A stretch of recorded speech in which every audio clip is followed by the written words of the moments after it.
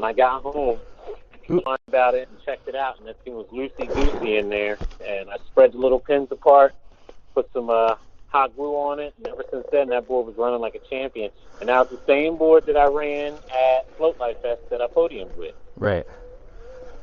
Like the same internal GT, different rails, but internally. Right. I had two GTs at that time and flopping back and forth. So. And then, so you said you hadn't been training for that, and then, but like since Float Life Fest or since before that, you've been really, yes, for like pretty much since right after Oak City, you've been training really hard. Yeah, after Oak City, I really started like taking it serious and just. I honestly started studying riders. I started studying other people who were successful at their races. And when I say study them, it's not even like what they're putting on their Instagram. Like, I stalk people's Stravas. Like, I'm friends with, like, a lot of the pros that hit a lot of the races on Strava. So I see the type of mileage they do and, like, what they're running. And even when they're training, when they're not in an event, when they are in an event, like, just the numbers that they were putting up. And so who are you following on Strava? So I've got people like Jeff Adair, I've got Austin Silva, I've got Brendan LaCour, I've got I can't remember if I have Neil Bennett on there or not. Who's training? Who's on Strava training the hardest? Do you think, or who are you seeing the most out there? If I had to say bang for bang, like who's out there putting in those miles training hard, is Jeff. Jeff is out, and the way he rides and what he rides and the extreme level that he pushes himself to, and you see him on Instagram if you follow him, all the jumps he goes off of, and he drops like he's a daredevil, you know what I mean? So he's the intensity, like he's probably out, like as far as posted on social media, he would be like the most intimidating rider out there just based off of what he posts and how he rides, you know what I mean? Like if you had to race against that and you had to jump that same 15-foot gap, are you ready to do that? You know? Yeah, he's definitely he's been like more I guess competitive. He's been more competitive. Like he wants that win. Bro, he's hungry this year, bro. Like you can definitely tell. If I'm putting my money on the speed, you know what I mean, it's gonna be. He's probably gonna be one of them, you know. I think it helps that he is so small, and he's the perfect jockey size. And yeah, his balls from skating and doing these big drops and shit. Like he looks at, like, I look at drops like kind of like a scary challenge, and he looks at them like it's just whatever, a fun little clip that he can get before, on his way to get his coffee or whatever. So a different kind of rider. He definitely, ever since that 5-inch hub too, and like the cushion that provides, like he's definitely hungry, and he's coming out hard this year. He's definitely one of the folks that talks a lot, when it comes to just like race mentality, race tactics. Sometimes just like how things act and. Yeah, he's got some good insight. Especially being older too, like he's up there in age too. So it's like just like me. It's his birthday today. Did you wish him a happy birthday? Yeah, I know. Happy birthday, Jeff. I hit him up earlier. Yeah, so he's out there. What a cool fucking birthday. Him and his son went out to the most epic trails in America, maybe. The Dirt Surfers, Passion of the Christ trails. What a cool birthday. Yep. It's got to be awesome. Am I losing? He was one of the main people I was watching when I started riding the one wheel. Mm-hmm. Like back in the XR days, like when we would go out and ride, like from the moment I got a one wheel, we hit the trails. Like I did very little street riding having a one wheel. Like I learned in the grass. Right. I was curious about that because I know, or something I wanted to talk to you about, because you don't generally do street riding, but you live in a street covered area, right? And you have to drive to hit your trails. Yeah, and I have one trail system that I can ride my board to, and it's not far, and I do that. That might be a mile and a half to the trail. and then I can go over there and get my ride in and then, ride home. That's not bad. And that's a fun ride for you. Yeah, that's a fun ride for me. Like being able to take that ride, hit that, I hit the trails, I hit enough trails to where, I get my rocks off and then I drive home. So like the street in between that doesn't really bother me. But I'm not one where very rarely will you find me saying like, oh, let's go do a range test, and I'm just going to cruise around the streets all over town. Like, yeah, that's boring. I think do people like doing that? Oh, people do that all the time. That's boring as hell. That's not me either. And I was thinking like, so, I watched your Instagram story this morning, and you were like, it seemed like you were kind of like bummed out on that, like looking for that joy and pushing the limits and how you can get there, but most of the time it's like work and it's not fun. Well, when I say that, what I was getting at is, so here in Jersey, like we have a scene, but it's not the biggest scene at all. Like if I don't take credit for creating the scene, but SARL is largely, part of what created the scene. There's a couple of things here and there. SARL is one of them, but we're not close together. So on any given day, like even like today, when I want to go ride or whatever, like having somebody to ride with is like 9 times out of 10 isn't going to happen. And it's like it's the few times that we do get together that I'm truly like, you're in that moment of bliss because you're out here with your homies shredding the trails. Now, I can go out by myself, and of course you can get in the flow state, but flow state by yourself versus flow state, with 3-4 homies is completely different.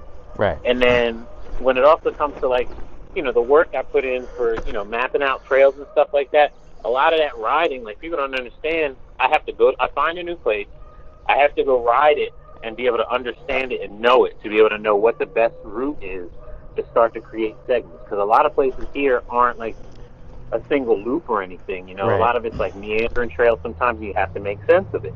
It's a lot of work. That's what you're saying. I go ride a place like 2-3 times before I start mapping. So it's like, those are times I go by myself, and then it might be one time that like the group might come out because I've ridden there 3 times. They see I've gone back there a couple times, and it's like, okay, they'll come out and like we'll all ride and we have a blast out there. You know what I mean? It's like the one in a few times. So it's just, there's some days when I get up and I'm just like, man, I really want to go ride, but the discouraging part is like I want to ride, but I can't because I'll be out there by myself, and like pushing the limits like that, I'd rather have somebody around. So it gets to me because I just wonder like how good could we possibly be if I had somebody. Dude, if I had you, if we lived close together. Yeah, like if we could literally ride every day together, we live close together. Imagine how good we would be. Yeah, I would love that. Would be, I mean, I've also tried. I think it's a struggle that like a lot of people have, I think, in the sport, simply because there's just not that many of us, right? Like, how many people? What's 300,000 sold total? Yeah. So like that's really not a lot. There's people support, so they're individual people either. Yeah, and it's hard to. I mean, it's interesting, like as an adult, male, like making friends with other adults at this, being like, oh, hey Kyle, like you seem really nice, like can I have your phone number and can we like go ride together, like doesn't come like as naturally to some of these people. And I feel like there are like tons of people that ride alone that aren't like on social media, aren't going to the races. Like I bet the fastest one-wheel rider has not attended a single race. I bet it's some fucking kid out there on his own. Yeah, some kid out there riding by himself that's like antisocial or something like that. And it's hard to find. I feel like maybe like part of the reason why I like found you and like have held on to you so tightly is because there's not that many of us out there. And there is like for me there's a crew in Raleigh, but it would like with my family, driving out to, it's like 2 hours away from my family on the road. That's not even including like going for a ride or hanging out. So I rarely get to do that. And I have a pro racer, like a podium finishing pro Clydesdale racer in my neighborhood, who also like doesn't have a lot of time, and I don't get to like ride with him as much as I want to. And it is discouraging. I feel like it's especially if you're like going out trying to do something like a fun ride, and then if you're like going out there and like trying to have fun, and then there's like some external shit that's bringing you down, it's a bummer. It sucks. And yeah, I think for me, like to find that joy, like I don't, if it's something I don't enjoy doing, I'm not doing it. Like, or if it's something that like I don't want to do and I have to do it, I'm finding like how to have fun doing it, like at work or something, you know. And that's what I usually end up doing, because I know I'll usually have that feeling in the beginning, and I know that once I start riding and I get out there, I'm going to be happy that I did it. So it's like I usually just push myself just to make it out there. And then even, like in the beginning, a lot of my drive was watching Jeff's videos. Seeing him, he would be out there by himself a lot of times. Like a lot of his content in the beginning was just him shredding, doing like, you know, these rails type of videos, and just by himself. And I was like, all right, if he could do it, I could do it. You know, it's like, and that's why I say I stalk people on Strava, because there's people on Strava, it's like, that I follow on social media, and on social media, you would never know it, that they're like out riding and, you know, about, because they don't really do it that much. But on Strava, you see those miles. Right. And that's it. So for me, are you listening to music when you're riding? No, so I actually don't listen to music when I ride. I was gonna say, I think that would change the game for you too, because like if I can find like some good music and I'm in a bad mood or anything, and then I got the, like, even if the ride sucks and it's like muddy or just it's not working out for me, and then I find the right tunes, then it can really turn it around. So there's times I go out and I listen to music, but like if I'm really pushing the board and pushing the limits, I want to hear the board. Mm-hmm. So that way you're one of those guys. I know what it. Yeah, and I hear the board and I know what it's doing. I know how it's acting. It was the same thing with motorcycle riding, like doing wheelies and stunt riding. I never listened to music while I was riding. I listened to the bike, and I was just riding the bike, and I could hear it, the bike. It's a language, you know, and like I was making the bike talk. So I just never had headphones. That's interesting. So I'm like, I'm the opposite, right? Or I'm not I like the noises that it makes. It has some nice noises, but I need my tunes to keep me going. And so much so that like in these races and stuff, it kind of fucked me up to not have, like, I had like my race playlist and everything, and it like really hypes me up to go fast. And without it, I don't know. I'm definitely missing something. I want to cheat and listen to music. It's against the rules, but I mean, I think some people that may or may not have won Race for the Rail in the past were listening to music under their full face helmets. So I think that might be something I want to do. Be sly with it. Just have one in, so that way if somebody calls you, you can always answer, so it's never obvious. Another reason why I thought it helped, or it would have helped me, is that when you're racing head to head, the other people can get in your head really bad. And right when I got past, I remember the guy, like, he was like, I'm right on you, I'm gonna pass you. And like I might have, like, it was in my head, and then he passed me. Yeah. So I think if I had my music in and I was just able to like tune that out, I would have maybe. And that's another. I actually like not wearing headphones, because like when we're out with the homies, we're riding, we're pretty much racing with each other. And even when you're riding with your homies and like we're trying to hold each other off of passing and stuff, the nerves and everything are still there. So hearing them come up on me gives me the ability to keep my nerves calmer during race scenario, because like I'm used to this. I've been here. I've done that before. You know, like I've been riding with somebody right on my tail. And it's like, what's happened before? We've been able to pull away and do what we do. You know, I feel like I hear you saying a lot of stuff, And I'm, it's about one wheel, but I'm also relating it to bowling. And like those distractions when you're up at the when you're up at the lanes, and there's the whatever disrespectful frat boy in the lane next to you, like standing up right when you're about to. I don't know, Yeah. but that's the practice. You got to practice with that. Like every time you go to walk up, he's walking up. It's like, yo, wait your turn, bro. Like, yeah, I feel like with racing one wheel too, and listen, like that's something to practice. Just being like in a group ride, like a crazy group ride where you're riding like neck and neck, and just being used to that kind of scenario. From like when you're like you or me when you're riding mostly or training by yourself, it's like that's a whole element. you gotta get used to the pressure. Yeah, I definitely like at Float Life Fest. I was able to like totally let loose of all my like worries, because I remember I was up at the top of the mountain and Chris Ferret just crashed and like hurt his knee and nobody knew what was happening, and I was like at the start line waiting with Andy, and Andy was just like freaking out, like losing his shit, like he'd never done a head-to-head before, and he had his last race in I forget which one, he like broke his collarbone, and he was like shaking, and then so I just like told him like the whole strategy I had and just tried to like make him comfortable. And then, and yeah, the whole way down, we were like crashing into each other. It was a really, I wish they had released the full footage. Did you see that one clip of where it crashed into the camera guy? Yeah. I was hoping they were going to do a like edit for that thing. Like, that's how they made it sound.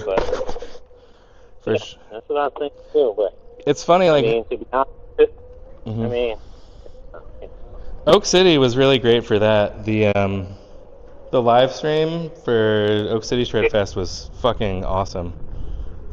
Well, yeah, that's just done by Amp. Yeah. Amp games did. Whoop. So I just banged the camera into a sign. How much longer are you riding? Because I gotta go. I gotta do some cleaning up. Dude, thank you so much. Yeah, no, thank you so much for taking the time to talk to me about this. And I think this is actually the first time we've talked on the phone before. Yeah, on the phone. Yeah. We always do that. I know. I like it. I just got your phone number for the first time, which is funny because we talk so much on the other platforms. But yeah, dude, thank you for your time.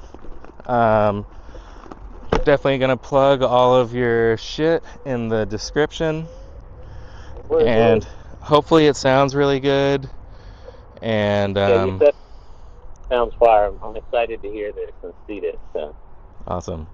Well, yeah, dude, I really appreciate you, and yeah, I know that you were having. It sounds like you're doing okay. I was worried because you sounded like bummed this morning, but it sounds like you turned it around for yourself. I'm good now. Okay. Good. Well, hey, you got my number. You got my number, so if you ever need anything or you want to talk, just hit me up. All right, dog. Love you, bro. All right, love you, dude. Thank you. All right. Later, dog. Oh, that was nice. Wasn't that nice? I feel like that was really good. Okay, and I'm good on time. So, yeah, I guess, am I going to do a little outro? This will be my outro. That was cool. Do you want to be on a phone call with me where I ride around and we talk about stuff? Oop. And I crashed like that? Get in my DMs, get in the comments.